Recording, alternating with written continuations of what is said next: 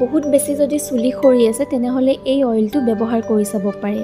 হাই, মই পুনম দাসমণি। কি খবৰ আপোনালোকৰ? ওম নমঃ শিৱায়।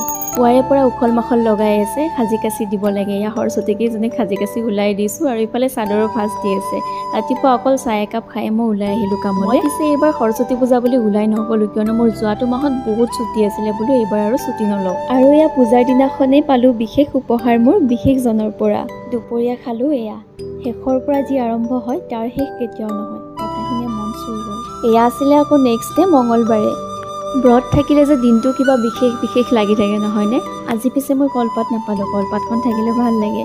আৰু এইফালে বোলো অলপ চুলিখিনিৰ যত্ন লওঁ, এইকাৰণে আমলখি কুটি লৈছোঁ। আৰু ইয়াত লৈছোঁ মই সৰিয়হৰ তেল আৰু লগতে দিছোঁ নাৰিকলৰ তেল। আমলখিখিনি ক'লা পৰাৰ পিছতে নমাই আনি ভিটামিনৰ ই কেপচুল দুটা এড কৰি গোটেই স্কেল্পখনতে লগাইছোঁ অইলখিনি। এই ৰেমেডিটো মই উপন্যাস এখন পঢ়ি থাকোঁতে পাইছিলোঁ, সেইকাৰণে বোলো আজি মই ট্ৰাই কৰি চাওঁ। আৰু আপোনাৰ যদি বহুত